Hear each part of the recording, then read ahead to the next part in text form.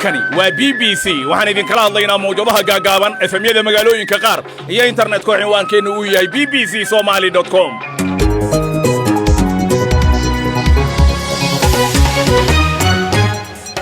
galab wanaagsan dhammaantiinba Afrikada bari saacadu waa 5tii galabnimo oo gow ah barnaamijka qodobadan idinku hayana waxa kamid ah shirka dawlad goboleedyada oo Dhuusamareeb ka furmay maanta wararkii ugu dambeeyay ayaad maqli doontaan Siciidani oo ka hadlayna sidan ayuu yiri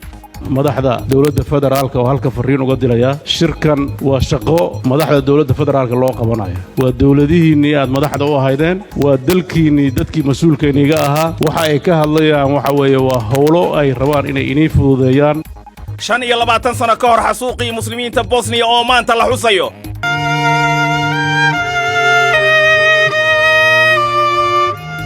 wariye berigaasi wadankaasi ka soo waramaya ayaa maantana inooga waramaya wixii dhacay imtixaanaadka fasalka 8aad oo koonfurta Soomaaliya maanta ka bilowday muxuu yahay doorka dawladda waraysi ayaad ku maqli doontaan dadka reer Jabuuti qaar kamid ah oo ku banaan baxaya duleedka kore ee safaaradda Jabuuti ee caasimadda Paris nin jaadka aad u cuna oo jigjiga joogana 4 maalmood muusan qaylin xaalkiisu waa sidee waxaan qaylin muddo 3 cisho ma qaylin maanta magaaladii Jaalmis oo dili jaadkii soo galay wuxuu ahaa kii xalay soo galay qiimihii ayaa kor loo kiciyay lacagtii aan ku jirnay ku bidin jirnay jaadkana kor bay u kacday raaliga ahaada siduu sheegay waa 3 maalmood ee 4 maalmood ma ahan afka iga boobay barnaamijkeennii ciyaaraha isbuuclaha ahaa idaacadda waxa soo saaray Xasan Cali Geelle iyo Ciise Xaaji Cabdullaahi Axmed anna Catoosh baan ahay dunida iyo maanta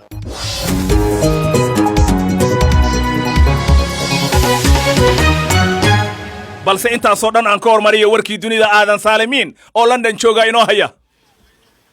mahadsanid Cabdirasaaq hogaamiyaasha hadda iyo kuwii hore ee dunida ayaa waxa ay ka hadleen xuska magaalada Bosnia ku taala ee Srebrenica kaas oo lagu xusayay 25 sano guuradii ka soo wareegtay xasuuqii loo geystay 8,000 oo muslimiin rag iyo wiilal ah dadka oo markaasi soo diray fariimaha ayaa waxa kamid ahaa kuwa fariimaha muuqaal aragga soo dirayay madaxweynihii hore ee dalka Mareykanka Bill Clinton madaxweynaha kooxda hooyooyinka Srebrenica ayaa waxay ballan qaaday in qaraabada dhibanayaashu ay soo qaban doonaan dambiilayaasha dagaalka oo aanay ka daali doonin la dagaalanka kuwa diidan xasuuqa ciidanka Serbiyiinta Bosnia ayaa fuliyay dilalkaasi sanadkii 1995 kadib markii ay qabsadeen deegaan ay ilaala ka hayeen qaramada midoobay intii lagu guda jiray dagaalkii sokeeye haraaga 9 qof oo loo aqoonsaday dhawaan kuwaas oo kamid ahaa dhibanayaasha ayaa lagu aasay qubuuraha Botokari dadka ka qayb galay xuskaasi waxa kamid ahaa Xasan Hasanovic oo sanadkii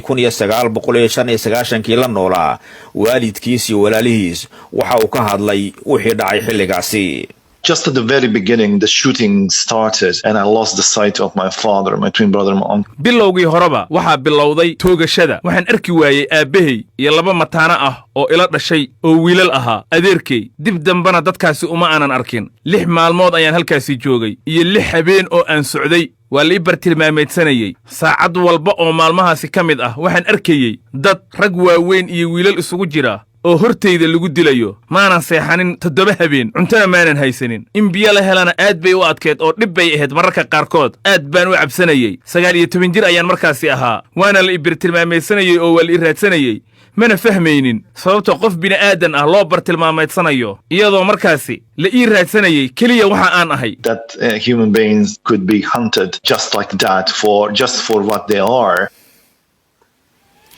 11 qof ayaa ku qarraqmay xeebta dalka Masar halkaas oo baddu ay haatan kacsan tahay shilka ayaa maalintii Jimcaha waxa uu ka dhacay magaalada xeebta ku taala ee Al-Iskandariya kadib markii wiil yari uu badda ku orday nin ayaa ka daba orday si uu soo badbaadiyo kadib markii isaga laftirkiisii ay xaaladdu ku adkaatay ayaa waxa sidoo kale ka daba orday si ay u soo badbaadiyaan 9 nin dhammaantoodna waa ay dhinteen xeebta Al-Iskandariya ayaa hadda xiran sababtoo ah fayraska corona iyo shaqaalaha gargaarka oo aan shaqaynaynin haatan dadka ay baddu liqday ayaa waxa ay kamid ahaayeen koox la sheegay inay xeebta ay aad ugu fogaadeen si ay uga dhuuntaan booliska inuu qabto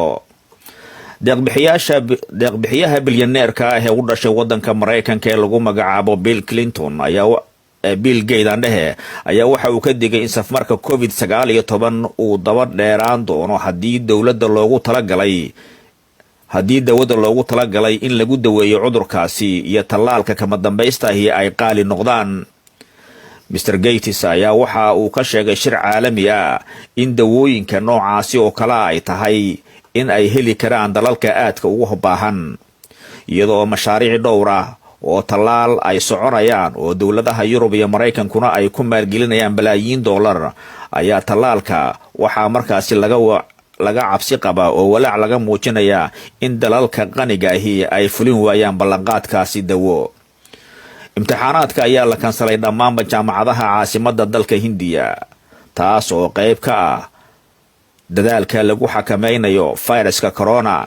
Ardayda ayaa loo qiimeyn doonaa qiimeyntii imtixaanaadkii hore. Delhi ayaa waxa ay ka mid tahay gobolada ugu ba'an ee safmarka uu saameynta ku yeeshay. Hindiya ayaa dhibaato waxay ka soo gaartay maalin kale oo tiradu ay sare u kacday oo caabuqa la xaqiijiyay, taas oo dad ka badan 27,000 laga helay cudurka.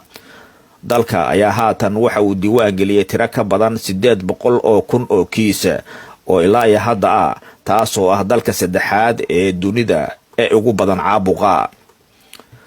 Taalibaanka dalka Afghanistan ayaa waxay sheegeen inay sii daayeen 17 ciidamada ammaanka oo dheeriya, taas oo qayb ka maxaabiis isku bedelasho ku salaysan heshiiska ay la galeen dalka Mareykanka. Heshiiska waxaa ka mid ahaa in dawladdu ay sii dayn doonto 5,000 oo maxaabiis Taalibaan ah iyo in maleeshiyadu ay sii daayaan ilaa iyo 1,000 ciidamada oo ka tirsan ciidamada dalka Afghanistan iyo dad rayida. Ugu dambeyntiina ciyaaryahanka kubadda cagta ee lagu magacaabay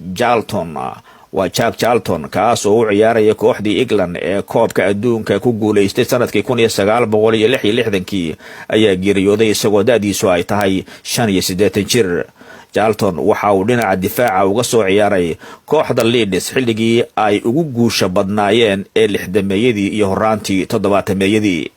warkii oo intaasi ku eg adibidu ka celiyay Cabdirasaaq Xaaji Catoosh stuudiyaha magaalada Nairobi. aadan saalimiin aad baad u mahadsantahay. London ayuu fadhiyaa aadan.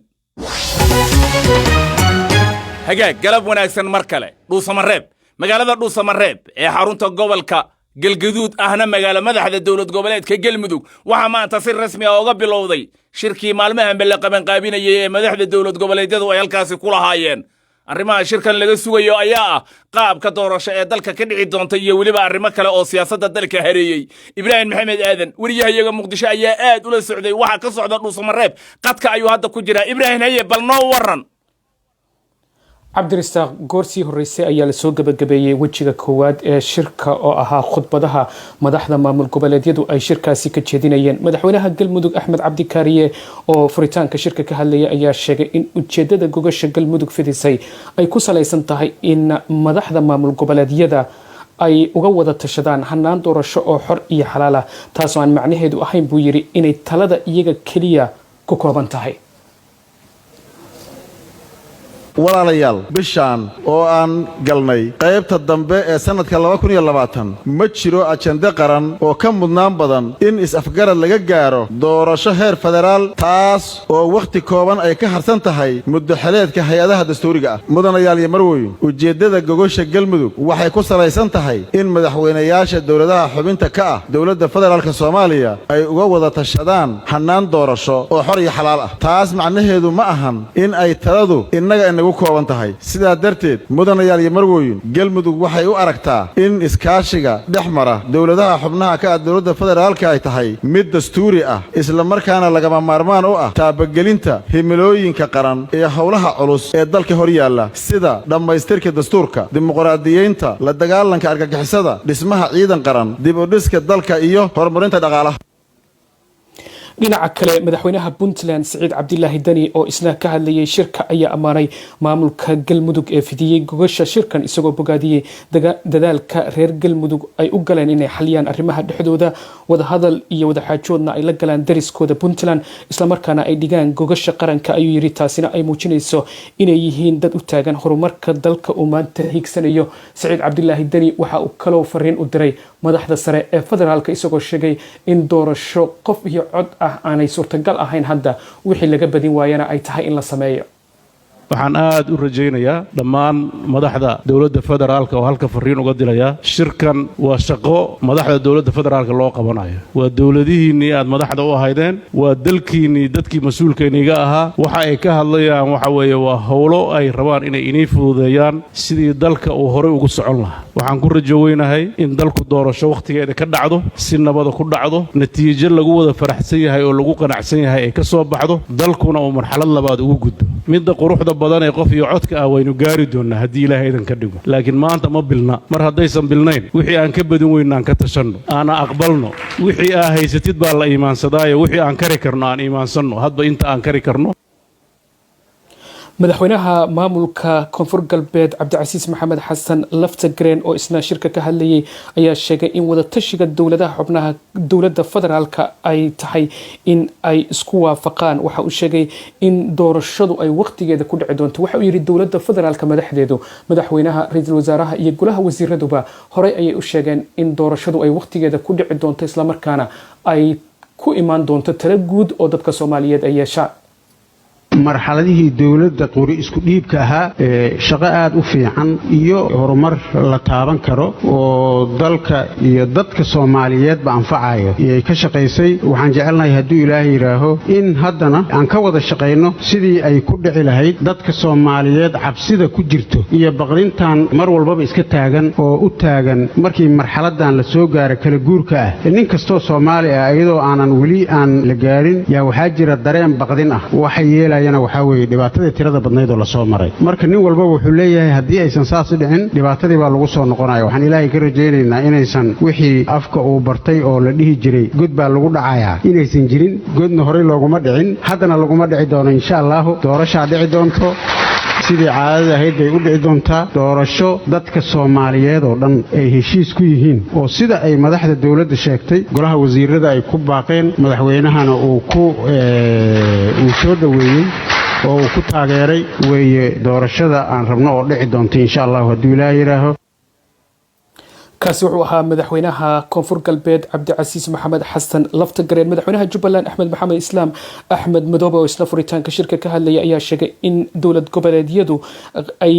qaab dhismeedkooda ay ka mid yihiin nidaamka federaalka xaqna ay u leeyihiin inay tashadaan dowladda federaalka mas-uuliyiintoodana talada ay ka dhaxayso iyaga iyo maamul goboleedyada mar uu ka hadlaya arrimaha doorashooyinkana waxa uu yidhi waxaa hubaal ah oo meel looga wareega aan lahayn guddiga doorashooyinka ee maanta jira markii la dhisayey iyo markii ka horraysayba waxaa laga hadlayay hal qof iyo hal cod in la gaadho waa hamiga qofka Soomaaliyeed oo qof waliba ku fakarayo doorasho noocaas inay dhacdo haddana mar walba waxaa waaqaca runta sheegayay wadciga lagu jiro iyo xaaladda waddankeenu uu ku jiro oo u baahan inta taa la gaadhayo wax badan oo hore inay qabsoomaan inay mar walba caqabadaha ahayd looma fadhiisanayo markaa oo lama odhanayo waan gaadhi weynay sidan aan yeelay haddana waxay noqonaysay lafba sidii lagu waxayn karaa loo xigtaa sidii lagu badbaadin karayo ama see xeegana loo xigtaa ilkana ku nabadgalaano mar walba haddana isbeddelkii iyo damcii iyo amaashii inay socoto inay tahay midda dowladnimada Soomaaliya aasaaska u lahayd kaasi wuxuu ahaa axmed maxamed islaam axmed madoobe madaxweynaha jubbaland oo ka hadlayay furitaankii shirka ee maanta magaalada dhuusamareeb inkastoo aad maqlayseen in madaxdii hore oo dhan ay ka hadleen arrimaha doorashooyinka ajandaha shirka ugu muhiimsanna looga wada hadlaya haddana madaxweynaha hirshabeelle maxamed cabdi waare oo isna hadlayay waxa uu soo hadal qaaday dastuurka isagoo tilmaamay in dad badani ay turjumaad qaldan ka bixiyeen dastuurka ay ku sheegaan inuu yahay qabyo balse aanu qabyo ahayn islamarkaana si qaldan loo fasiray kelmadda ingiriiska ah ee draft madaxweyne maxamed cabdi waare waxaa kale uu soo qaaday arinta maqaamka caasimadda muqdisho iyo matalaada gobolka banaadir waxa uu sheegay inay nasiib darro tahay in waqti kasta oo xilli dhammaadka dowladda lasoo hadal qaado maqaamka caasimadda iyo magaalada iyo gobolka banaadir waxa uu sheegay in dadka magaalada muqdisho degan ay bixiyaan sanadkii lacag ka badan $1 bilyan kuwaas uu sheegay inay tahay canshuur ay ka qaadaan dowladda federaalka al-shabaab iyo maamulka gobolka banaadir matalaadu waa xuquuq qofka muwaadinka uu leeyahay meesha uu doonaba ha joogo dhammaanteen waxaa noo yaal inaan ka wada tashanno maqaamka magaaladan sida aan ka yeelayno inaan ka wada tashanno ummad meel degan oo badan oo wax tabata taariikhda waa soo aragnay gobollada koonfureed iyo gobollada waqooyi markii la isku daraayay si niyad wanaaga ayay reer waqooyi intay dowladnimadii soo qaadeen ay noo keeneen waxa dhanba in ayaga lagu wareejiyay ahayd waxba lagama tixgelin maxamed ibraahim cigaal oo raganimadiisa kula jooga usbuuca la joogay bas dawladdii markay soo burburtay salaamu calaykum ayadoo la dhihin haddana waa laga tashtay dawladaa la dhisay waa ka warqabtiin wax alla wixii shir la qabanayay oo dib u heshiisiin la lahaa hal shiroo dartood u baaqday ma jiro horaa looga socday nimankaasu inay goostaan oo goosashadooda ay ku adkaystaan ma garay u leeyihiin mise gar uma leh gobolka banaadir waa caasimadii waddankoo ma goosanayso laakiin waxa ka suurtagala idii sheegi waxa ka suurtagala inay dhahaan soomaaliyay canshuur noqotaya iyo amri darro noqotaya iyo culays noqotaya 60 sanaan caasimadnimada soo haynay culayska hana laga qaado meel kale hal la geeyo waxa ka suurtagala inay dawladnimada ka cagajiidaan oo canshuurta iyo mataqaanaa tacaamulka dawladda ka cagajiidaan oo shacbi madluumiina oo dhibaataysan dawladu kor fuushay inuu noqdaa iyo ka suurtagala waxa ka suurtagala in mataqaanaa weelku buuxsamo biyaha daadiyo kaasi wuxuu ahaa madaxweynaha maamulka Hirshabeelle Maxamed Cabdi Waare oo isna ka hadlayay furitaanka shirka magaalada Dhuusamareeb gabagabadiina madaxweynaha Galmudug Axmed Cabdi Kaariye Qorqor ayaa soo xiray wajiga koowaad ee shirka waxa uu sheegay in uu shirku furan yahay isla markaana wajigiisa koowaad uu intaas ku eg yahay waxa uu yiri waxa soconaya shaqooyin gooni ah iyo gudiyo farsamo waji labaad ayaa inoo bilaabanaya iyo waqtiyada soo socda wajiga koowaad waa noo xiran yahay halkaas ay gudiyada farsamo ee la sameeyay iyo madaxdu ka ambaqaad doonaan wada hadaladooda ilaa berito sii socon doona waxaana la filayaa aakhirka inuu warmurtiyeed kama dambaysa uu ka soo baxo shirkaasi Cabdirasaaq Ibrahim Maxamed aadan aad baad u maasantahay toos buu qadka ugu jiray wixii ka soo kordha website-keena iyo idaacadeena berito ayaad ku maqli doontaan kulankaasi madaxda dawlad goboleedyada oga socda magaalada Dhuusamareeb aan Facebook u galo Cabdi Geesi waa saaxiib bogeen muddo dheer ku taxnaa Cabdi waan ku salaamay boora mu jooga wuxuu yiri madaxda maamul goboleedyada ee ka shiraya Dhuusamareeb natiijada ka soo baxda ka duwanaan mayso kuwii hore ay u qaban jireen waayo haddii dalka iyo dadka iyo dawladda federaalku u danaynayaan keligood magaalo iskumaysan bahaysteen ee waxay ka dhigi lahaayeen shir aad u salbalaaran balse waxaa Cabdi Geesi ka fikir duwan Sayid Cumar Cabdulle wuxuu joogaa Muqdisho wuxuu yiri shirka maanta Dhuusamareeb ka furmay maamul goboleedyadana ay ka wada hadlayaan runtii waan soo dhaweynayaa waxaan rajaynayaa in natiijo ay ku qancaan dhammaan ummadda Soomaaliyeed ay ka soo bixi doonto insha Allah BBC waxaad ka heli kartaa wararkii ugu dambeeyay ee Soomaaliya iyo caalamka oo dhan maalin walba. Wahagaag xus lagu soo bandhigay 25 sano ka hor wixii ka dhacay Bosnia ayaa maanta la qabtay waana xasuuqii Srebrenica ka dhacay ee lagu laayay 8,000 ee muslimiinta Bosnia ah ciidamada Serbiyaanka ayaa dilkaasi geystay kadib markii ay galeen goobihii ay dadka badbaadada ka raadinayeen ay ku noolaayeen waana xilligii dagaalkii Balkan War la oran jiray ciidamada ka socday Netherland ee qaramada midoobay ka tirsanaa ayaa la afduubay kadibna waxa la laayay dadkii shacabka ahaa ee halkaasi joogay dad kala duwan ayaa xuska maanta ka hadlay Ciise Xaaji Cabdulle ayaa faahfaahinta warkaasi inoo soo jeedinaya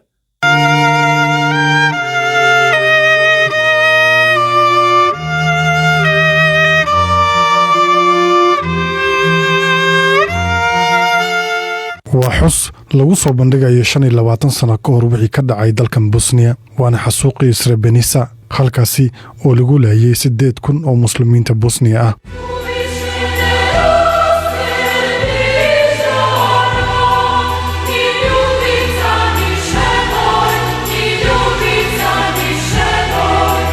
ciidamada Serbiyanka ayaa dalkaasi geystay kadib markii ay galeen goobihii ay dadkan badbaadada ka raadiyeen dagaalkii Balkan War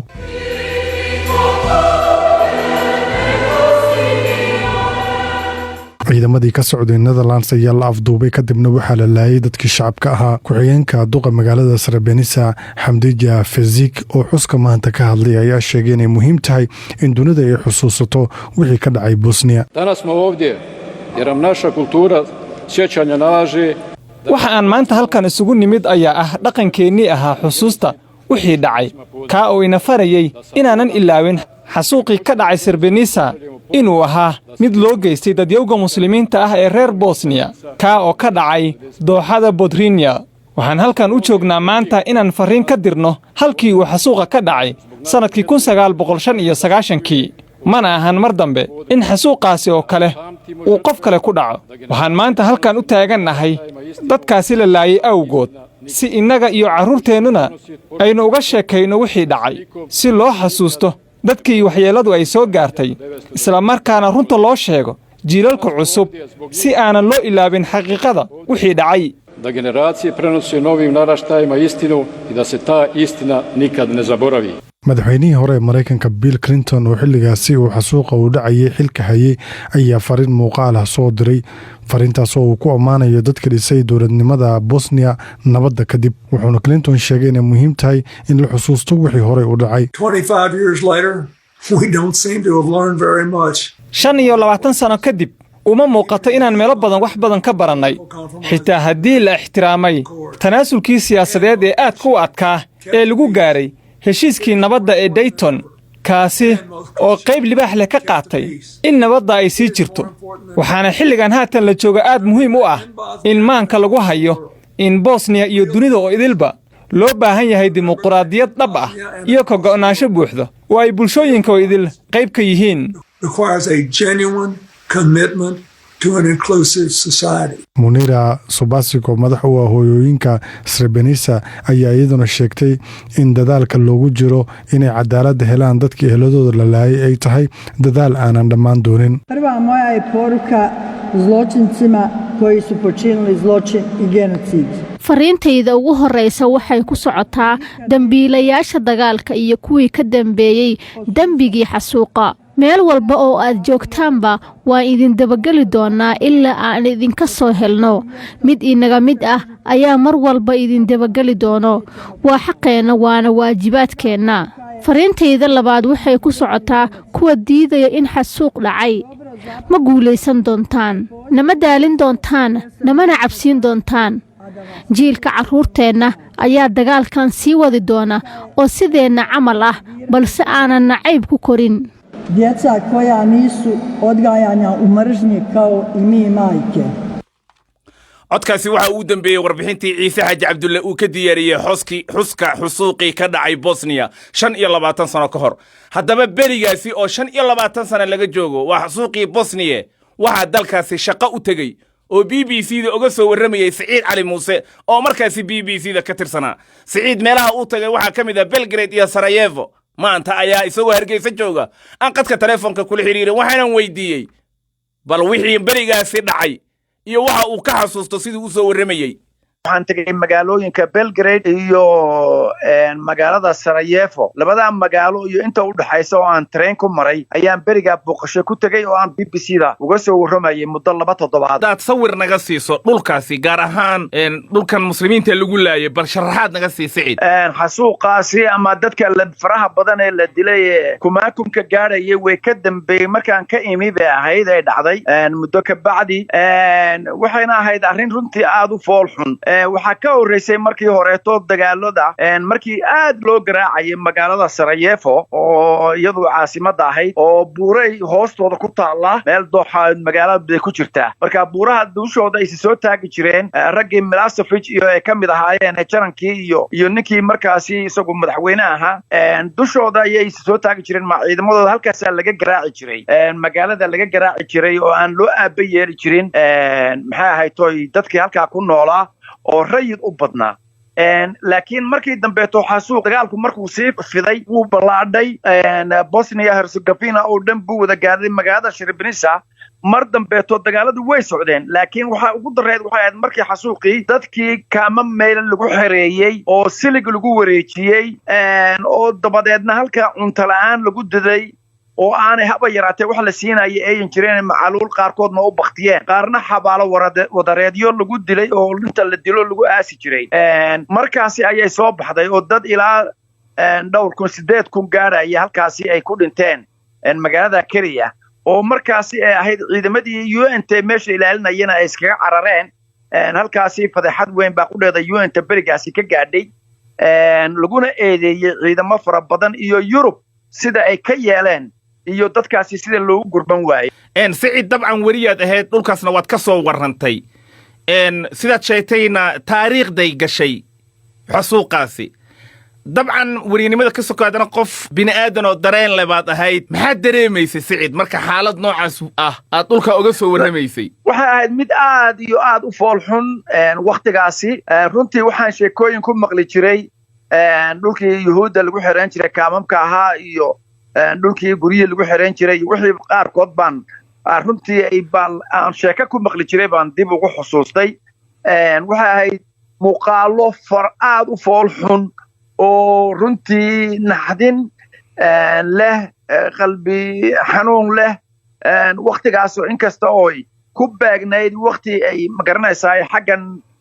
waddanka Soomaaliya qudhisa ay dhibaatooyin ka jireen markaasi oo ay maxay ahayd toy dagaalo qudhisa ay ka socdeen haddana waxay ahayd muuqaalo aad u fool xun oo aadan runtii mararka qaarkood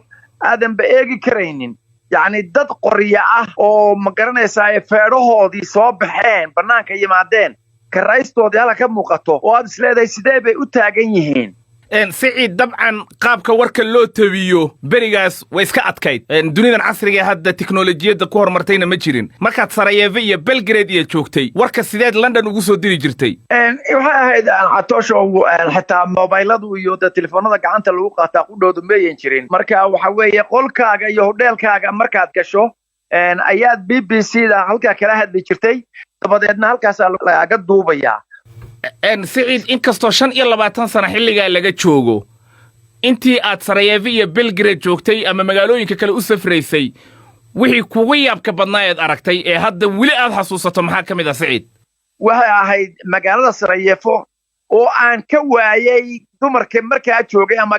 gabadh fool xun waxyaabaha iska dhalka ee dadku isu keenay dadkii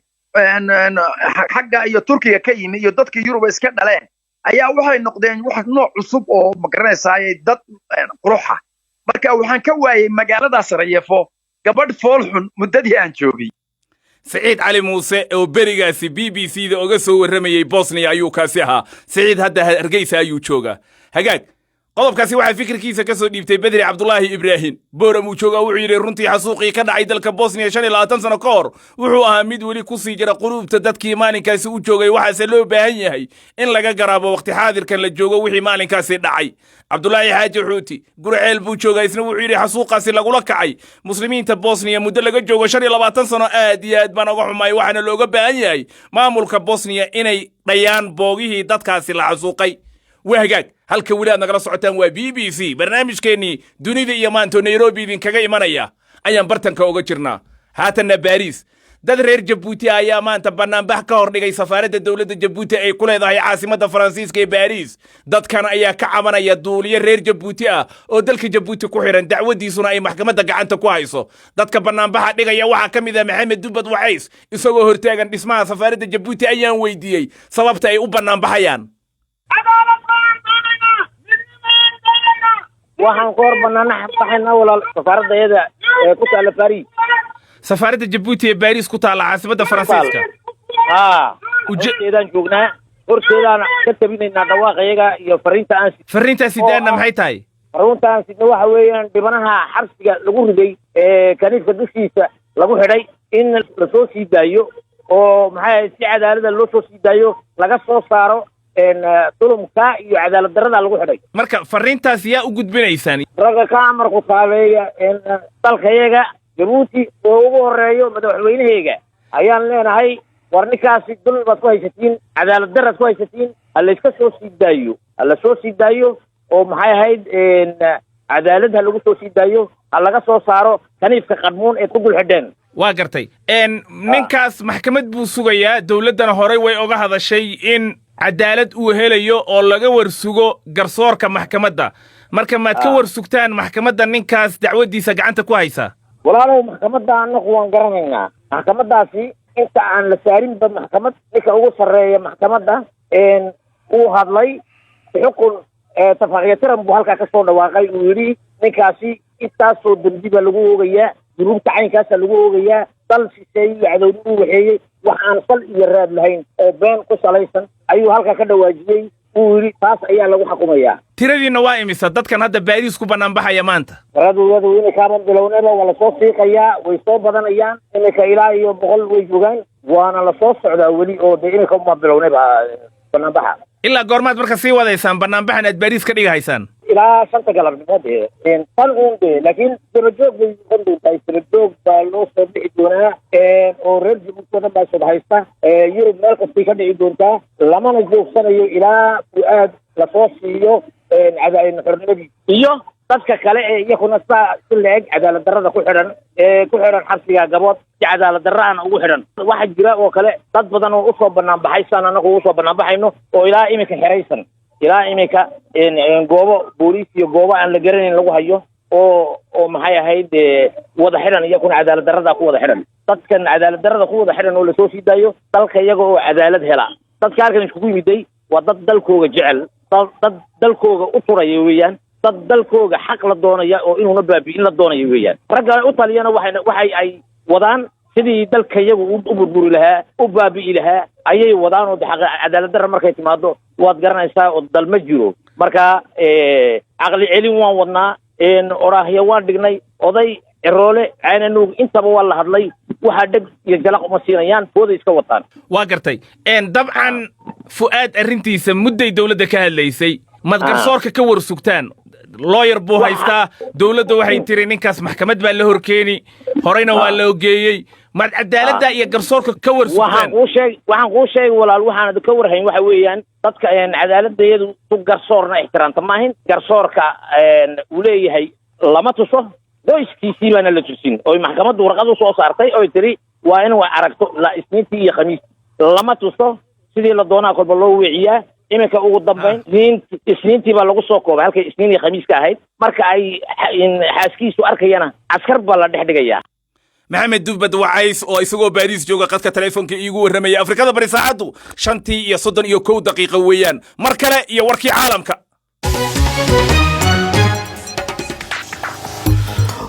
hogaamiyaasha hadda iyo kuwii hore ee dunida ayaa ka hadlay xuska magaalada Bosnia ku taalla ee Srebrenica kaasoo lagu xuseeyay 25 sano guuradii ka soo wareegtay xasuuqii loo geystay 8,000 oo muslimiin rag iyo wiilal dadka fariimaha muuqaalaraga soo diray ayaa waxaa ka mid ahaa madaxweynihii hore ee waddanka Mareykanka Bill Clinton madaxa kooxda hooyooyinka Srebrenica ayaa ballan qaaday in qaraabada dhibanayaashu ay soo qaban doonaan dambiilayaasha dagaalka 11 qof ayaa ku qaraqmay xeebta dalka Masar halkaas oo haatan baddu ay kacsan tahay shilka ayaa maalintii Jimcaha ka dhacay magaalada xeebta ku taalla ee Iskandariya kadib markii wiil yari uu badda ku cararay deeqbixiyaha bilyaneerka ah ee u dhashay waddankaasi Mareykanka ayaa waxa uu ka digay in safarka COVID-19 uu daba dheeraan doono haddii dawada loogu talagalay in lagu daweeyo cudurka iyo tallaalka kama dambaysta ah ay qaali noqdaan Mr. Gates ayaa waxa uu sheegay oo uu ka sheegay shir caalami ah in dawooyinka noocaasi oo kale ay tahay inay helaan dalalka aadka ugu baahan imtixaanaadka ayaa la kansalay dhammaanba jaamacadaha caasimadda Hindiya ee Delhi taasoo qayb ka ah dadaalka lagu xakameynayo fayraska corona ardayda ayaa loo qiimeyn doonaa qiimeyntoodii hore iyo imtixaanaadkii hore ay galeen Delhi ayaa ka mid ah gobolada ugu baahan ee safarka uu saameynta ku yeeshay Taalibaanka dalka Afghanistan waxa ay sheegeen inay sii daynayaan 17 ciidamada ammaanka oo dheeri ah taasoo qayb ka ah maxaabiis ku bedelasho ku salaysan heshiiska ay la galeen Mareykanka heshiiska waxa ka mid ah in dawladdu ay sii dayn doonto 5,000 oo maxaabiis Taalibaan ah iyo in maleeshiyadu ay sii daayaan ilaa 1,000 ciidamada ka tirsan dad rayid ah ugu dambeyntiina ciyaaryahanka kubadda cagta ee lagu magacaabo Jack Charlton kaas oo u soo ciyaaray kooxda England ee koobka adduunka ku guuleystay sanadkii 1966 ayaa dhintay isagoo da'diisu ay tahay 85 jir Charlton waxa uu dhinaca difaaca uga soo ciyaaray kooxda Leeds xilligii ay ugu guusha badnaayeen ee dhexdeedii iyo horaantii 70-meeyadii Cabdirasaaq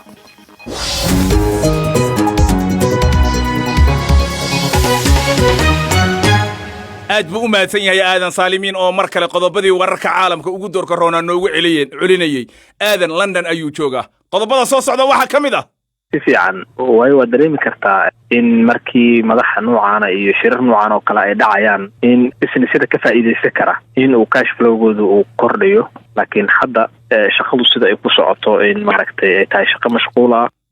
waa ganacsatada Dhuusamareeb oo sheegaya beec mushtarkooda iyo ganacsigooda inuu kor u kacay kadib markii boqolaal wafdi ah oo shirka ka qayb galaya Dhuusamareeb ay tageen way soo socotaa warbixintaasi balse haatan imtixaanaadka fasalka 8aad ayaa magaalooyin badan oo koonfurta Soomaaliya maanta ka bilowday balse waxa jira su'aalo la iska weydiinayo taxadirka fayraska corona casharada fasalka 8aad oo bilihii u dambeeyay aanan si fiican loo qaadanin iyo qodobo kale arrimahaasi waxaan ka waraystay Cabdiraxmaan Maxamuud Cabdulle Jaabir wasiiru dawlaha wasaaradda waxbarashada Soomaaliya qadka telefoonka ayuu Jaabir iigu warramay si qurux badan ayuu u bilowday. guud ahaan waxaa fadhiisanaya imtixaanka ilaa iyo 37,000 arday ku dhow. waxaan annaga ka furnay magaalada caasimadda sidaa la socotana imtixaanka sideedaadka maamulkiisa iyo ka warqabkiisa iyo diyaarintiisa isteedyada iyo gobolka iskale. annaga waxaan ku lahayn door farsamo iyo inaan la soo toosino imtixaanka. waxaad ula jeedaa marka aad leedahay qaadista imtixaanaadka iyo diyaarinta imtixaanaadka fasalka sideedaad dowladda dhexe federaalka shaqo kuma lahane dowlad goboleedyada soo diyaariya. mas-uuliyadda waxaa iskale dowlad goboleedyada. annaga waxaan ku lahayn farsamo inaan kaabno iyo dhaqaale ahaan wixii aan ka caawin karno. saad la socoto waddanka waa federaal. waxaana rabnaa awoodihii waxbarashada mar ka dambaysa in lasii daadajiyo. waxayna ka mid ahayd istiraatiijiyad wasaaradda ay leedahay oo ah in imtixaanka sideedaadka gabi ahaanba ay maamulaan isteedyada. annagana aan ku yeelana door aad u kooban oo farsamo ilaa marka u dambaysana ay si fiican ula wareegi doonaan hadduu ilaah yidhaah. marka kawarqabkiinu waa sidee? tusaale ahaan gabadha ama wiilka baydhabo jooga ee maanta imtixaankaas u fariistay, imtixaankiisa waxaa soo diyaariyey su'aalaha, waraaqaha iyo sida loo fariisanayaba wasaaradda waxbarashada ee koonfur galbeed miya micnaheeda? maya, waxaa imtixaanka wada diyaariyey wasaaradda waxbarashada ee federaalka iyo wasaaradaha dowlad goboleedyada. marka hore waxa la diyaariyey waxay ahayd saad la socoto manhajkii waxaa la dhaqangeliyey fasalka 1 ilaa iyo 8aadka sanadkii lasoo dhaafay, kaasoo ay diyaarisay wasaaradda waxbarashada iyo tacliinta sare. wuxuuna inta badan imtixaanka ka yimid manhajkaas. marka waxaan annaga inta badan waxay ahayd ka caawinaynay farsamo ahaan diyaarinta imtixaanka, awoodda imtixaanka uu yeelan karo, qaababka loo diyaariyo iyo mataqaanaaye farsamo ahaan imtixaanka maanta loo fadhiiso koonfur galbeed iyo kan gobolka banaadir iyo kan galmudug iyo kan jubbaland. waxoo dhan marka la fiiriyo waa hal imtixaan oo standard ah oo isku mid ah. laakiin doorka aan ka hadlayo waxay ahayd doorka farsamo oo aan ka caawino guddiga imtixaanka iyo qabanqaabadiisa iyo diyaarintiisana wuxuu ku imaanayay isteedyada iyo gobolka banaadir. fasallada lama dhiganaynin muddo bilo aba cudurka corona dartiis. ardaygii intaasoo bilood aan fasal gelin casharana baranin ma isleedahay imtixaanka wuu wajihi karaa? catooshow sidaa la socoto horta imtixaanka waxaa lagu soo qotomiyaa ama qiimayntiisa u noqdaa ardayga wax uu bartay wixii loo dhigay. runtii imtixaanka markii covidka u dhaca waxaa ka dhimanaa bil iyo xoogo ama 2 bilood ku dhowaad. waxaan aad uga shaqaynay inaan materialka iyo warqadaha iyo fasalada qaarkood online ku baxay in la gaarsiiyo. sidaa la socoto iskuullada annaga aan gacanta ku hayno dowladda, qaarna annaga gacanta ku hayno, qaarna maamulada daladaha waxbarashada iyo wasaaradda ayaa mataqaanaa ka wada shaqeeya. waxaan mar walba xaqiijinaynay in ardaydaas uu waxbarashadii gaarto. imtixaankana wuxuu ku khotamaa ugu badan oo ka imaanaya waxay annagoo duruuftaas ardayda qiimeynaynay iyo waxay soo barteen ayaa waxaan inta badan ku jaangoynay ardaydii waxa loo soo dhigay iyo waxa ay yaqaaneen oo soo barteen. cudurka corona ayaa jira. afka iyo sanka in la xirto gacmahana la dhaqmana waa qaabka looga hortegi karo. intuu imtixaankan socdo ma hirgelin kartaan in ardayga afka iyo sankaba u xiran yihiin, inaysan isku dhowaanin, in gacmaha lasoo dhaqdo, in macaamilka fasalka dhexdiisa la yareeyo? bal taasna ka warran. runtii aad ayaan uga taxadarnay. haddaad aragtidna waxaad arki doontaa iyadoo la dabaqaayo tambareejaradii iyo kandhacabirka iyo guud ahaan maaska ardada oo macnaha ay qaateen. waxaa la sheegayaa meelaha qaarkood in imtixaanka la gaarsiinin degmooyinka, gaar ahaan kuwa ama diyaarada aysan tegi karin ama gaari. ardayda magaalooyinkaas joogo oo imtixaankii ka baaqday, muraaqibkii tegin, dowladdana gaarin, maxaa laga yeeli? waxaa muxusid mudan imtixaankan sideedaadka iyo koonfurada waxaa ka qayb qaadan doona ilaa iyo 5,000 oo kormeerayaal iyo shaqaale iyo ciidan isugu jira. runtii waxaan aad ugu taxadarnaa meel kasta imtixaanka inaan gaarsiino. meelaha gaar ahaan aan duruufo gaara uga dhici waayan waxaan isku daynaa ardayga meesha ugu dhow oo uu ku geli karo in la geeyo ama la gaarsiiyo. marka ma jirto meelaan ilaa hadda aan ognahay oo imtixaanka aan la gaarsiin. cabdiraxmaan maxamuud cabdulle jaabir, wasiiru dowlaha wasaaradda waxbarashada ee dowladda federaalk ee Soomaaliya. qadka telefoonka ayuu iigu warramayay isagoo Muqdisho jooga. ciyaarihii ayaa soo socday, ha iga fogaanina, balse haatan sheeko xiiso leh. rabshadaha Itoobiya ka socda waxay saameeyeen dadka jaadka cuna iyo kuwa ka shaqaystaba. magaalada Jigjiga ayaa qaad la'aan ay ku dhacday. waxoogaa yar oo la keenay xalayna qiimihii waa la goyn laayahay. dadka iibsan waayay jaadka waxaa ka mid ah Cabdimaalig Cabdilaahi oo dhowr maalmood aanan qaylin, xaalkiisuna uu bariga dhexe noqday. Cabdimaalig isagoo Jigjiga jooga ayuu qadka telefoonka iigu warramay. waxaanan qaylin muddo 3 cisho ma qaylin. walaal maantay duhurkii waxaan u baxay suuqa sidii caadada ahayd. gabadhii macmiilka ii ahayd ee aan jaadka ka iibsan jiray ayaan aaday oo tegey. kadib qiimihii jaadka oo kor u kacay. maanta magaaladii jaad ma soo gelin. jaadkii soo galay wuxuu ahaa kii xalay soo galay qiimihii ayaa kor loo kiciyey lacagtii aan ku iibsan jirnay ku dhigan jirnay jaadkana kor bay u kacday gabadhaas aan macmiil la ahaa may xiirin oo may tixgelin macmiilkii iyo muddadii aan macmiilka la ahaa way u gacan saadhay lacagteediina waa la soo noqday xaafadaska ah waa imise qaadka hadda kiiloogii waa imise daba musmaarka qaadka la yidhaahdo kiiloogii hadda wuxuu marayaa 2,000 meelahaas waa lacag $40 u dhiganta qiyaastii daba mismaarkaas aad cuni jirta mooyee noocyo kale ma lahan qaadka ood iibsan karto wuu leeyahay noocyo badan buu leeyahay laakiin noocyadii badnaayan iibsan jiray lacagtan ku iibsan lahaa aad ayaa looga kiciyey oo lacag aad u fara badan ayaa lagu yidhi marka waan awoodi waayey maadaamana awoodi waayeyna waan iskala noqday meeqa maalmood baadan qaad cunin haddeer marka lagu daro maantood aad ka soo noqotay suuqa maanta aan ka soo noqday 4 bay noqon qaadkan qiimihiisa kor u kacay maxaa keenay cabdimaaligow walaalow waxaa keenay beerihii qolyihii noo keeni jiray oo jaray oo magaalada mararka qaar tan oo kale way dhacdaa oo waxa dhacda in jaadka la soo gelin waayo waxa sababi karaa sida aniga ila tahay waa qolyihii beerta uu jaadka lagu geeni jiray oromadii jaadka tabci jirtay ee soomaalida ka iibin jirtay baa joojiso dhulkii baa rabshado ka socda micnihii macnaha waa saas weeyaan saas waxay idhaahdeen markaa jaad la soo geli karo magaalada oo xayiraadaasayna saareen jaad la-aanta magaalada jirta cabdimaalik imise sanad adi jaad ku cun jirtay waxaan cunaa imika muddo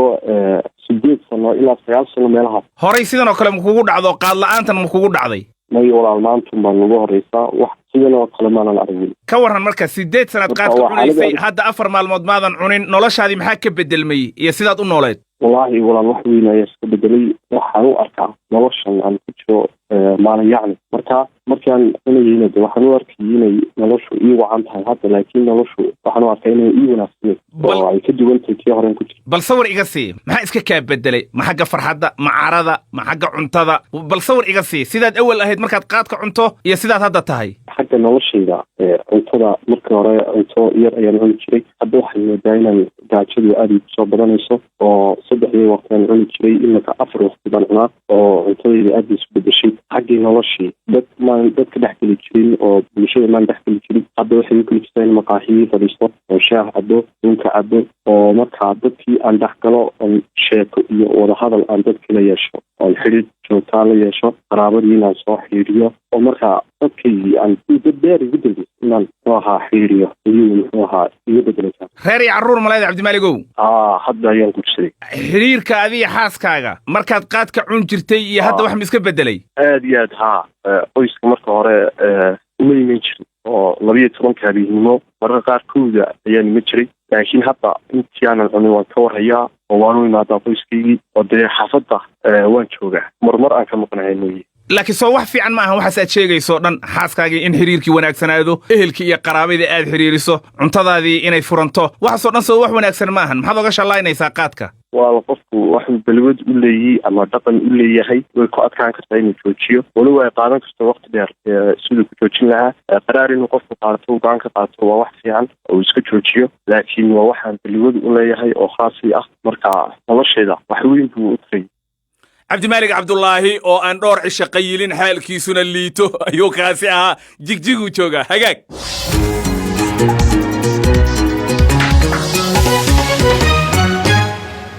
dhowrkii maalmood ee lasoo dhaafay magaalada dhowsamareeb waxaa gaaray boqolaal qof oo wefdi ah ciidan shacab iyo madaxda dowlad goboleedyada wefdi la socdaba ganacsigii ayaa cirka isku shareeray oo waxaa la leeyahay beecmushtarku wuu fiicnaaday xasan daahir maxamed waa maamule hoteel ku yaala magaalada dhowsamareeb BBC-da ayuu uga warramay sida beecmushtarkaada uu kor ugu kacay way saamaysaa la dhihi karaa si positive ah marti badan baa jirta oo degan hoteelka jamaasho makhaayada kuwa kale oo banaanka delivery loo sameeyo oo isugu jira madax iyo ciidan iyo dadkii la socday marka saamayn fiican ayaan dhihi karaa runtii ma waxaad isleedahay dhaqaalo ka badan kuwii bilihii hore kusoo geli jiray ayaad haatan heshaa si fiican waayo waad dareemi kartaa in markii madaxa noocaana iyo shirar noocan oo kale ay dhacayaan in businessyada ka faa'iidaysan kara in uu cash flowgooda uu kordhayo waad dareemi kartaa inkasta oo maaragtay profit iyo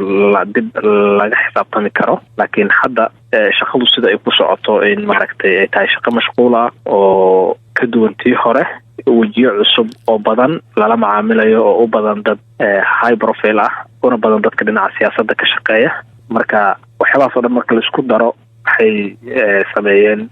saameyn positive ah dhankayga. wafuudan tirada badan ee ganacsatada adiga oo kale ka macaashayaan ma u haysaan adeegyadii ay u baahnaayeen haddii ay noqon lahayd cunno iyo jiifba? markaan cabdiqaadir runta kuu sheego waxaan nahay business kale ee capacity-ga noocaana leh ee magaalada ka jira martigeliyay madaxdii iyo dadkii yimi marka runtii si fiican baan maaragtay soo dhaweynay annagoo garab ka helayna xukuumadda iyo madaxtooyada iyo baarlamaanka iyo dadka deegaanka oo maaragtay dhammaantood arrintan iska kaxshaday guryo fiican oo qurux badan oo dad marti kala duwan wasiiradii iyo madaxdii maamul goboleedyada ee la dejiyey iyo dadkii kale ee la socday shaqaalaha ahaa ee xarumo ciidan oo ciidamadii maaragtay la dejiyey iyo meelihii madaxdu degtay intaba servicekeena ayaan gaarsiinaa waxayna u muuqataa inaan ku filnaanay wejiga koobaad iyo wejiga labaad labadaba oo shirka ayoo la filayo maanta inuu furmayo oo sabti ah. ka waran dhanka shaqaalaha meheradaada ka howlgala ma ku filnaanayaan shaqada mise waxaad u baahnaanaysaa inaad kuwa cusub qorto? waxaan sii ogaanay bishii 5teedii iyo 6deedii iyo bishii hore dhammaadkeediiba in shirkan ay suurtagal tahay inuu meeshan ka dhaco haddana bishii 3deedii 4teedii ayaan ogaanay 9 bisha ay maaragtay madaxda halkan imaanayso marka shaqaalaha waan badinay shaqaale casual ah ama maaragtay inta shaqadan socoto shaqeeya iyo shaqaale aan anaga baranjiye kale oo aan leenahay oo ku yaala degmooyin kale oo galmudug ah iyo caasimadda ka yimid ayaan maaragtay kusoo biirinay si aan u xoojino ama aan ugu babacdhigno ama maaragtay aan ugu guulaysano inaan isku filnaansho gaarsiino deegaanka maaragtay dadka yimidna aan u helno service ku filan iyo shaqaale ku filan marka maanbawr ahaan waan kordhina shaqaalaha 40% ayaa la dhihi karaa. xasan daahir maxamed ganacsade maqaayad iyo hotel fiican ba ku haysta magaalada dhuusamareeb ayuu kaasi ahaa. waa hagaag ciyaarihii ayaan soo gaarnay mawliid baa qadka si toosa ugu jira oo inoo haya natiijooyinka ciyaaraha dhacay iyo kuwa hadda socdaba. mawliidow aan ku horumarno ciyaaraha maanta dhacay ee horyaalka Premier League iyo weliba tan hadda socota ee kulul ee Liverpool iyo Burnley dhex maraysa. cabdirasaaq waad mahadsantahay waa sidaa sheegtay weeye garoonka Anfield ayaa imika ciyaarta ka socota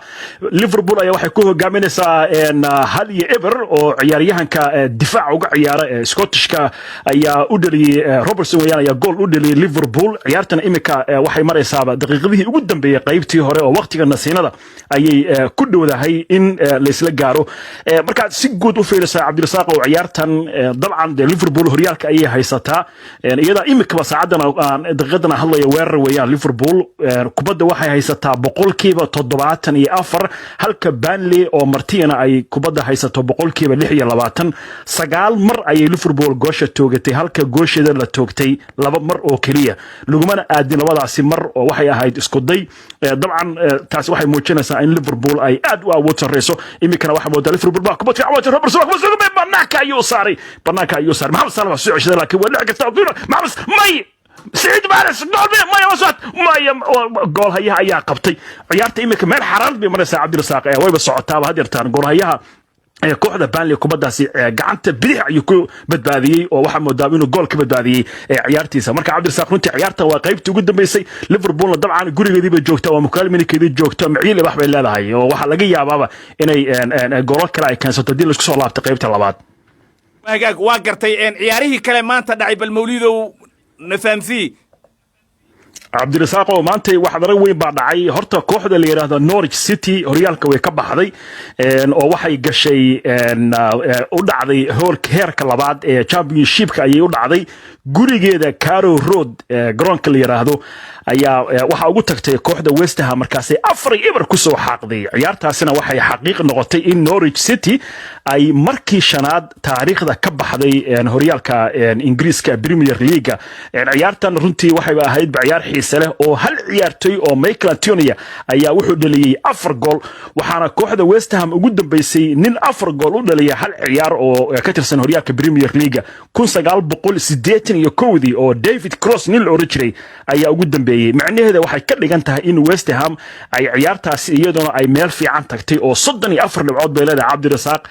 Norwich City-na way baxday horyaalka sanadka dambe waxay ka ciyaari doontaa championship-ka waxaynu sugi doonaa labada kooxood oo raaci doona ma Aston Villa ma Bournemouth ba ma Watford qudheedo imika maanta gool muhiim ah gaartayba waa la ogaan doonaa labada kooxood oo raaci doonta ciyaartaasina waxay ku dhamaatay 4-0 sidaasna way ku baxdeen Norwich City ciyaarta kale waxay ahayd garoonka la yiraahdo Vicarage Road ee ku yaala duleedka magaalada tan London ayaa waxa isku haleelay Watford oo Newcastle halka ku martigelisay ciyaartana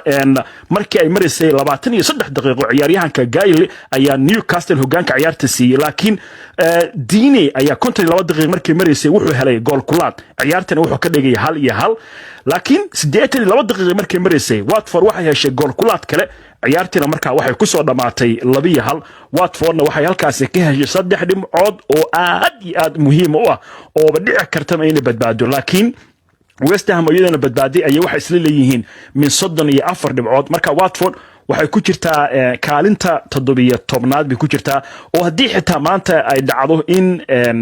ciyaaraha kale oo Bournemouth iyo Aston Villa ay badiyaan ilaa Bristol ciyaaraha dhici doona waxay xitaa ma gaari karaan oo 28 bay leedahay Bournemouth Aston Villa waxay leedahay 27 dhibcood marka Watford runtii gool muhiim ah ayay u ahayd waxayna ka dhigan tahay marka inay u badan tahay kooxaha London inaanay bixin oo ay kooxo kale ku soo biiri karaan ba sida Brentford oo kale Fulham oo kale ay ku soo biiri karaan kooxaha marka London ay noqoto in ilaa iyo 6 kooxood ay ka soo baxaan horyaalka xilli ciyaareedka dambe laakiin waxaasi oo dhan ilaa iyo horyaalka uu dhamaado laba xaqiijin kara Cabdirasaaq ciyaaraha caawa dhacaya waxa kamid ah Chelsea oo doonaysa inay hagsato kaalinta saddexaad iyo Man City oo iyana labaad u dagaalamaysa bal nooga waran ciyaarahaasi Cabdirasaaq runtii waa ciyaar aad u adag Chelsea waa marti garoonka Brom Lane ee magaalada Sheffield ayay ugu tagi doontaa kooxda Sheffield qudheedu waxa uu hunguri kaga jira horyaalka Champions League inay ka qayb gasho iyo Europa League inkastoo ay leedahay 51 dhibcood waxay ku jirtaa kaalinta 7aad laakiin caawa hadii Chelsea ka badayso waxay tagi kartaa kaalinta 6aad bay tagi kartaa Wolves ayay kala wareegi kartaa marka waxay heli kartaa 54 dhibcood Chelsea waxay rabtaa inay xaqiiqsato kaalinta 3aad inkastoo marti ay tahay laakiin haddana mararka qaar kood waxay ku fiican tahay ciyaaraha ay martida tahay 60 dhibcood bay Chelsea leedahay hadii maanta ay badiso waxay noqonaysaa inay kaalinta 3aad ay aad u xaqiiqsato oo 63 dhibcood bay tagaysaa marka Leicester City oo iyana 59 dhibic leh baa ku soo fool leh Man United oo 58 leh baa ku soo fool leh marka ciyaarta Lampard waxay u tahay guul ama geeri waayo waxa dhici karta inay ka daba timaado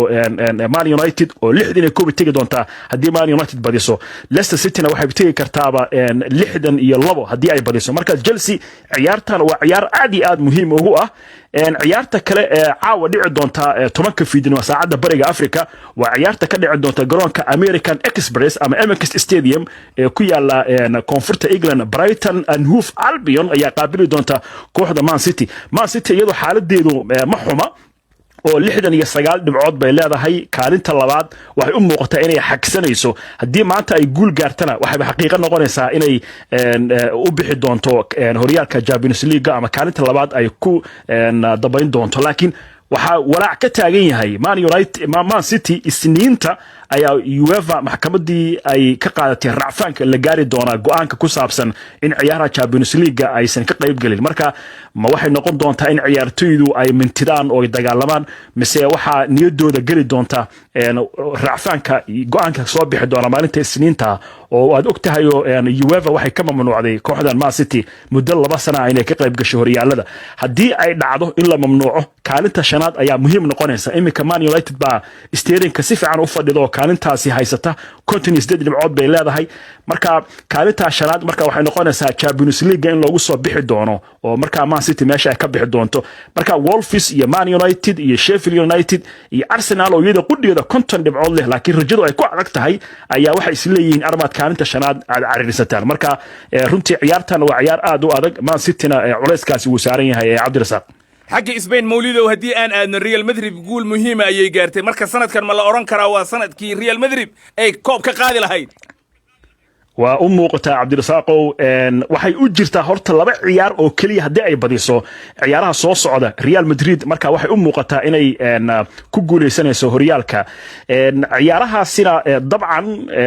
ciyaartii xalay horta ciyaar aad iyo aad xiiso u leh bay ahayd Alaves ayaa gurigooda tagtay Real Madridna waxay dhalisay daqiiqadii 11aad Benzema ayaa gool u dhaliyay oo gool kulaad aha Ansesi ayaa daqiiqada 50aad goolka labaad u dhaliyay waxay kaloo noqotay Real Madrid shan ciyaar oo isku xigta in xitaa shabaqeeda aan gool la surin marka sanadkan waxa moodaa Barcelona inay ka jajaban tahay oo dhibaatooyin iyo khilaafiyo iyo ciyaartooyda moodayna isku dhex yacsan yihiin aad moodo aan nidaamsanayn ay Real Madrid ka faa'iideysanaysaa 8 dhibcood bay xalay tagtay Barcelona waxay leedahay 76 dhibcood marka labada ciyaar ee soo socota ayay u badan tahay haddii ay badiso in markaas horyaalka ay qaado kooxda Real Madrid waxaan moodaa Zinedine Zidane sanadkan inuu aad xoog u saariyo koobka La Liga Cabdirasaaq waa la socotaayo ciyaarta Champions League ee gurigiisii 2-1 waxa kaga soo badisay Man City marka koobkan oo aysan muddooyinkan qaadin ayay imika doonayaan inay qaadaan horyaalka Spain ee La Liga marka runtii aad iyo aad bay u adag tahay Barcelona de waad garanaysaa waa runtii aad bay qudheeda iyada isku diyaarinaysaa inay labadaasi ciyaarood waxa isku dayaysaa ay ka hortagto marka Real Madrid sanadkeedii buu u egyahay Cabdirasaaq xagga isku aadka koobka horyaalka Yurub ama championka ayaa xalay la sameeyay yaa la isdhihi karaa wareegaasi sideedaadka way ka gudbi karaan Mawlidow cabdirasaaq runtii horta aad bay u adag tahay Champions League waa taqaanaayo kooxaha iskugu tagaya waa kooxo murqa waaweyn caadiyan markay timaado laakiin ilaa hadda waxyaalaha meesha ku jirta waxa weeyaan in kooxo badan oo ay ka mid yihiin Bayern Munchen baa meesha ku jirta waxa kale oo ku jirta Atletico Madrid oo Liverpool horyaalka haysata ka saartay PSG baa sidoo kale mataqaanaa soo baxday Barcelona iyo Napoli haddii ay midkood Chelsea iyo Bayern Munchen midkood soo baxo ayay isku dhici karaan marka kooxo waaweyn baa isku soo haray Real Madrid oo Man City isku dhagan yihiin way soo hartay marka waxa laakiin aad loo saadaalinaya waxa weeye haddii Real Madrid ay ka soo kabato labada gool iyo halka lagu leeyahay waxay u badan tahay inay ay tagi karto finalka sidoo kale Barcelona iyaduna Napoli waxay la soo gashay ciyaartii hore 1-1 waxayna u badan tahay inay soo bixi doonto Chelsea rajadeedu ma fiicno 3-1 baa looga soo badiyay oo Bayern Munich ku soo badisay marka waxay u badan tahay inay afarta siltiga doonaan Barcelona iyo Bayern Munich iyo PSG iyo City ama Real Madrid midkood dhinaca kale markaynu fiirino xagga Jarmalka laba kooxood oo ka tirsan horyaalka Jarmalka ayaa kamid ah kooxaha u soo baxay wareegan waana kooxda RB Leipzig iyo Bayern Munich wariye Maxamed Umar Abdi Shiine waa saxafi degan magaalada Leipzig ayaan goor dhaweyta waxaan kala sheekaystay rajada ay leeyihiin kooxaha Jarmalka markay timaado kulamada horyaalka waxaana uu yiri waa sida uu sheegtay labada kooxood ee u soo baxay dalka Jarmalka kooxna waa kooxda horyaalka waa Bayern Munich kooxda labaadna waxa waaye kooxda RB Leipzig oo iyadu horay laba jeer ba guuleystay laakiin hadda waxa la sugayaa lugta ay ciyaari doonto kooxda Munich dhinaca kale markaan kaaga sheekeeyo Jarmalka waa dhamaad horyaalkiisii Yurubta kalena waxaan filayaa in horyaaladooda dhamaad bay yihiin ciyaaraha dhan waxay isugu soo biyashubteen horyaalka guud ee Yurub rajo fiican waa leeyihiin Jarmalku dhamaan taageerayaashana waa taageersan yihiin dhinaca kale Bayern Munich rajo fiican ay leedahay way hadda horyaalkii haysataa RB Leipzig ma rajo xuma walow hadda dhowr jeer oo intii markii laga soo laabtay corona ay guuldarooyin la kulantay gudaha waxaa looga dareemayaa sida dadka caadiga ay u dareemayaan waxa waaye mar haddii ciyaarihii horyaalka Jarmalku dhamaaday dhamaan taageerayaashu waxay hadda ku soo wareegeen inay fiirsadaan shaashadahaasi sugayaan oo ciyaaraha Yurubta iyo kala reebkooda aad ay diyaar u yihiin waana filaynaa inay waqtiyo badan iyo faalooyin badan ka soo saari doonaan taageerayaasha kooxaha RB Leipzig iyo Munich labadaba waayahay maxamed cumar cabdishiina ayuu kaasi ahaa cabdirasaaq ciyaaraha talyaaniga markaynu eegno ka tirsan ayaa dhacaya maanta gaar ahaan kooxda Lazio iyo Sassuolo ayaa ballansan Brescia iyo Romana way ballansan yihiin Juventusna Atalanta ayay qaabili doontaa Atalantana aad bay u kacsan tahay Juventusna waa loo yaabaa waa la socotay ciyaartii ugu dambeysay AC Milan dhagaha ka soo garaacday cabdirasaaq aad baad u mahadsantahay Mawlid oo nala socodsiinayay ciyaarihii maanta dhacay iyo kuwa caawa la filayaba barnaamijkii intaasaan ku soo qatimaya aan idin xasuusiya website-keena bbcsomali.com qodobada ugu koreeya waxaa ka mid ah Aamina Maxamed oo wasiir ka tirsan Kenya oo u tartamaysa hoggaanka ururka ganacsiga adduunka iyo waliba warbixin kale oo aan uga hadlayna maxay maalqabeennada Yuhuudda lacag badan ugu bixinayaan Ilhaan Cumar qodobadaas iyo kuwa kaleba boggeenna ayaad ka daalacan kartaan waa hagaag waad ku mahadsantihiin intiina mar walba websaytekeenna booqata kuwa facebookga fikradaha ku soo dhiibta iyo kuwa idaacadda naga dhegaysanayaba barnaamijkan dunida iyo maanta intaasaan ku ekaynaya xasan cali geeli iyo ciise xaaji cabdulle ayaa wadajir u soo wada saaray farsamada mubaarak cabdallah ayuu ahaa shirka dhuusamareeb waxaa ka soo kordhana idaacaddeenna subaxii ayaad maqli doontaan inta ka horraysa waa anigo catoosh iyo bahda b b c oo isku duuban oo idin leh nabadgelyo